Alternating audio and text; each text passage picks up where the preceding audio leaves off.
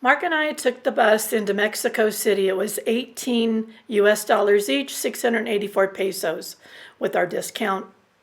Normally a 5-hour bus ride, it took us about 7 hours with the heavy traffic that we hit along the way.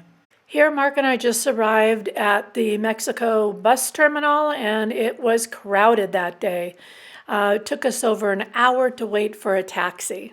Mark and I arrived to our destination, Hotel MX Condesa in Roma Norte. We arrived at our hotel around 8 o'clock and went down the street to La Provoleta for dinner. It was kind of pricey there. We both had fettuccine, pesto. It was actually pretty good, but pricey, about $40 for the two of us. So here we are walking around the streets of Coyoacan, but this is a really beautiful neighborhood. All the streets that we've been on so far, which has only been a couple actually, have been tree-lined, trees everywhere. Look at this tree on the outside. And the streets are remarkably clean, considering the fact that you hardly ever see any garbage cans. I know, we must have walked about 8 or 10 blocks, no garbage cans, but the cleanest streets. Yeah. The only garbage can we could find was in front of the museum. Right, the Frida Kahlo Museum.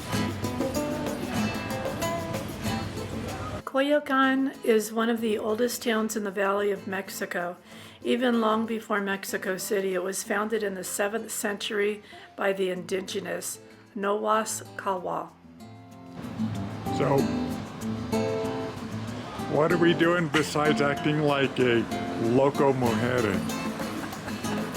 We're gonna take a local bus, and see where we end up today. And yeah, so. And what? We don't know where it's going. No. As we sometimes do. We're just gonna get on a bus and ride it. That's what we do. Until we get off. either we see something interesting or the bus driver gives us a look and says, you have to get off now. Which, that's happened more than once, hasn't it? There was one bus that just passed by, but it was full, so we didn't stop. So we'll take the next one and see where we go. Mm-hmm. It's always an adventure. On this day, we walked around Roma Norte and Coyoacan, and we were really impressed by the beauty of these two areas. As I said before, really well maintained and clean. Beautiful streets, beautiful buildings. The side blocks weren't too narrow. You could walk two people besides each other. I loved walking around there with all the trees in the neighborhood, the colorful houses. It was just really pretty. I was more impressed than I thought I would be for my first time visiting. Yeah, and additionally, there were lots of coffee shops, lots of little restaurants and stuff like that. Really a beautiful area, although I think it was a bit upscale, especially Coyoacan for Mexico, but very beautiful. We were impressed by the neighborhoods for sure. Maybe it was kind of a blessing that the first bus stop didn't work out for us, because it gave us a chance to walk around, explore some more of the area, and realize its full beauty, which we both really appreciated. As Mark and I were walking around, I noticed how wide the streets were, enough for 2 lanes each. And I really appreciated that. It really makes a difference, I think, when you're actually driving in an area that you don't know either. Fortunately, our luck for finding a bus stop is about to turn. So we rode the bus again until we had to get off. So we're on a busy street. I'm not sure what street it is. I don't see one. The bus terminal or the train terminal, I don't know if that is. Bus, I think, is across the street. The train is right here, so we're gonna try to hop on the train and see what happens. So apparently we were wrong. This is a market, and we thought it was for the train, so we'll figure it out eventually.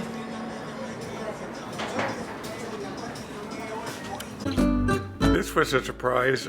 Paulette and I took an underground tunnel which we thought would lead to the train station, but what it led to is a fairly large underground shopping area that we really kind of liked, or at least I did anyway. There were lots of individual stalls just selling a bunch of different things, just a million things in each stall, it seemed like. Very colorful. Nice to look at, but we just kind of kept passing through. And eventually at the end of this, we do discover the train terminal. Well, we made it into the train terminal, so now we're gonna figure out where we can go from here. One thing I wanted to mention is with your INAPAM card, the Metro bus and the train was free. All right, so we just got out of the train. We decided to get off at the Historic Center, Mexico City. We're still in the terminal, finding our way out. It's huge. It is huge.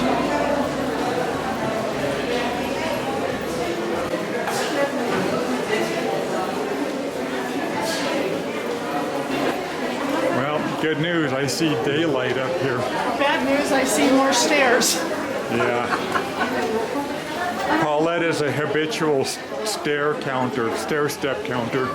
I am, but I have my limits of climbing these stairs too. This is the National Palace. It takes up the entirety of the east side of the Zocalo. It's the seat of the executive branch of the Mexican federal government. It takes up 40,000 square meters and has been a World Heritage Site since 1987, and it was constructed in 1522. This video was done a few days before Christmas, and you can see the Zocalo is quite busy. The Metropolitan Cathedral was completely covered in scaffolding on all four sides, so it's getting a facelift of some kind. Located directly off the Zocalo is a Plaza de Mayor, which is a fantastic museum that Paulette and I walked through, and we'll have a video coming out on that later, but it's definitely worth checking out if you're in the Zocalo.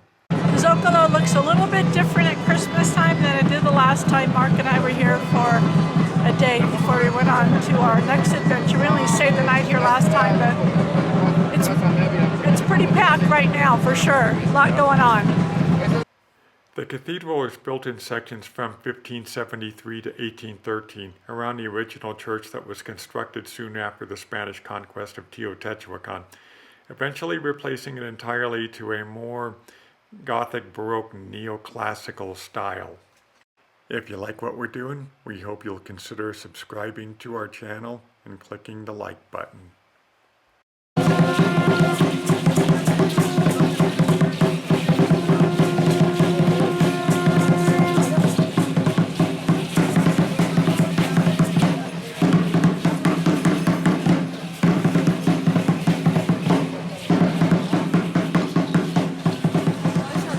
Walking down Victoria Street in Centro Historical Mexico City. Paulette has dubbed this the Avenida de las Luz because all of the lights shops here. Visítanos, estamos ubicados en el primer piso, donde encontrarás sanitarios limpios y higiénicos a solo 5 pesos. Lights, lights, and more lights. Tacos, tattoos, pizza. Here Mark and I are entering a large mercado. La Ciudadela is the name of it, and it's got tons of stuff. Again, it's one of my favorite places to go are these giant mercados where you can find everything and anything your heart desires. And as most of you know from watching my videos, my heart desires collecting the suns and moons. And how many did you get? 4. 4. And here are the 4. Now we just need to figure out where we're gonna hang them. 2 that you actually wanted. Yeah. Let's keep the focus on you. And 2 that I actually wanted, so 4 total. This Mercado had hundreds of stalls. We saw something we wanted. We wanted to go back and look at it a second time, but we couldn't find the stall because there were just so many aisles to walk down. And after all, everything began to seem familiar, but we still couldn't find the stall that we were looking for.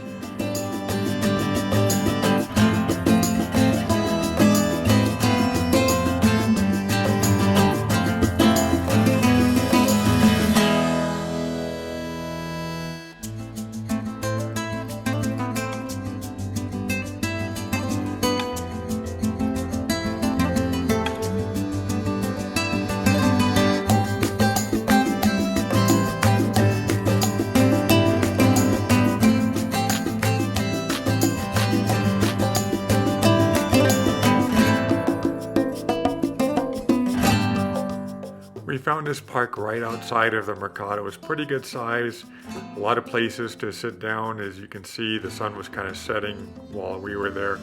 There were some street vendors that were selling stuff on the side of the park just outside of the Mercado.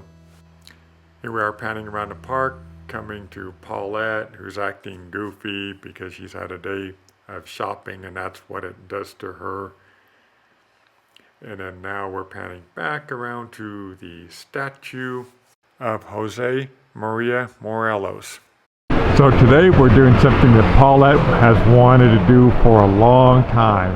And what is that? Look up my nose. No. The hop on, hop off. There went all our viewers. No, they all would have left if it would have been Mark's nostrils. He's got the biggest nostrils in the world. Mine are like Q-tip sized nostrils. Anyhow, here we go. We're going to start with going to the Polanmco area. So. Paulette's right. She does really have a small nose. If she gets a booger in there, it turns into a code blue situation and has to be dealt with immediately. Don't tell them this on our Facebook page or YouTube channel. Too late. Taking the hop-on, hop-off tour buses, you really do get a feel for not only the older part of Mexico City, but the newer part too. Here you see the skyscrapers, and there are plenty of them. A lot of Mexican companies, but there are some foreign companies in here too. Really quite modern looking in some areas. The tour that we took gave us a pretty good feel for the area. It was by a company called Capital Tours, and it ran us 180 pesos each for a one-day pass on the bus. We caught the tour bus near the Centro Zocalo. It was pretty convenient. They have about 4 different tours that they do. They don't always do the same tours on the same day, so you'll have to check with them to see what tours are going to specific areas if you have a specific area in mind. We're coming up on a Statue of Independence. It was built in 1910 to commemorate the 100th anniversary of Mexico's war for independence from Spain. During construction, which began in the year 1900, the sides of the monuments collapsed, and so the foundation had to be re-engineered. The statue was dedicated on September 16, 1910. Looking at this map of the bus routes, we are taking the green bus route today. So when Mark and I purchased our tickets for the hop-on, hop-off bus, the tickets were 180 pesos each, which is about what? $9? $9. Yeah, but I did see on the bus that it said 160 with your Inapan card. Mark and I did not use our Inapan card. We forgot to show it. Sometimes we do that. And I really enjoyed the hop-on, hop-off bus. However, I don't think that there is enough time in a day to go to different sites and then get the bus on time to go to more sites. It's just pretty impossible. Honestly, I think that you could probably buy 3-day tickets on the bus to see what you need to see, all the different sites on hopping on and hopping off. We're still on the bus driving through Chapultepec Park on the Reforma. Chapultepec Park is huge and has many museums. There's a castle there, or a palace, that we actually even went to on a different day, and there'll be a different video about that, as well as the Archaeological Museum, which is pretty amazing in and of itself. The Reforma that we're driving along is beautiful. We just passed the main entrance to the park here. Really quite beautiful. This is actually a department store.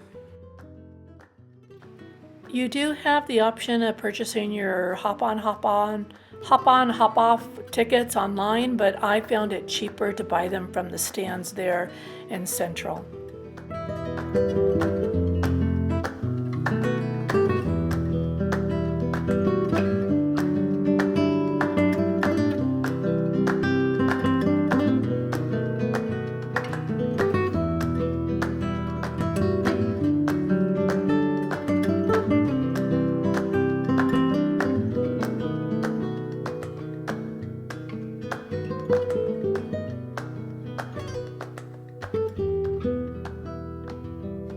These people are just waiting to cross the crosswalk.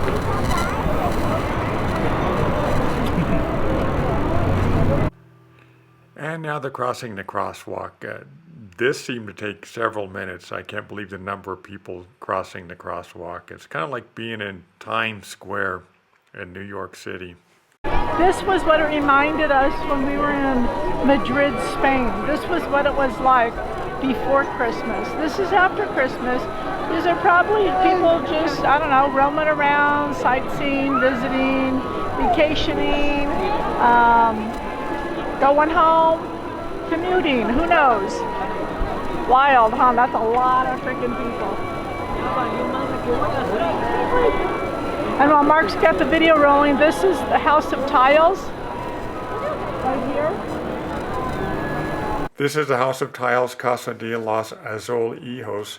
It's a 16th century house covered on 3 sides by blue and white Talavera tiles from the state of Puebla, located near Calle de la Condesa and Cinco de Mayo and Madero.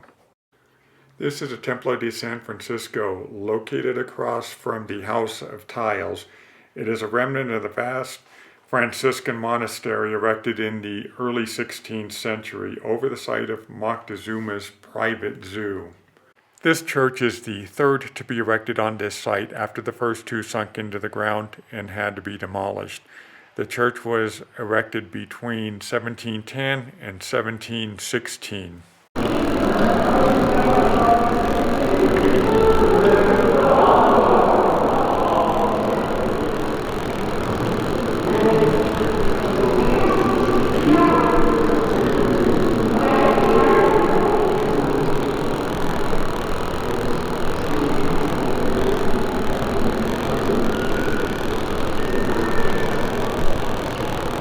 It's very cool, but I don't think that Jesus had Christmas lights during his time. Just a guess. I don't know. What do you think? We are still inside the church. The altar is absolutely magnificent. Back out on the streets, this is garbage pickup done in about like the 1970s style with the guy still riding on the back picking up cans. This was our first time really checking out Mexico City. We had been there a couple of times before, but for just one night, so we didn't really get to experience. What I really enjoyed is walking around some of the areas like Roma Norte, Condesa. It was all very beautiful, and it actually changed my opinion of Mexico City. I thought it was really, really nice. I mean, I liked it a lot, taking the time to walk around and experience some of these areas. Yeah, I think the thing about Roma Norte and Condesa was the trees, the walking paths, and I think that that's more of a upscaled neighborhood anyhow. Coyoacan I thought was very nice, really wide streets. I thought it was just as nice. Polanco was your ritzy area with your high-end stores. We really never got off. We did walk around a little bit, but yeah, that probably wouldn't be a neighborhood for Mark and I. No. Although it was nice to take the bus through and see a lot of the city going through it. The metro, again, the bus and the train was excellent. I thought we didn't have enough time there at all. I wouldn't mind going back another time or 2 or 3. How about you? Yeah, me too. In fact, your opinion really changed of it because it was not really interesting to you. It was more my idea. But then you really grew to love it too, I think, just by walking around and really experiencing. I did. I think because when we were there before, it was more of central historical. This time we got to see other areas. Mm-hmm. And I think that really made a difference for my perspective on Mexico City.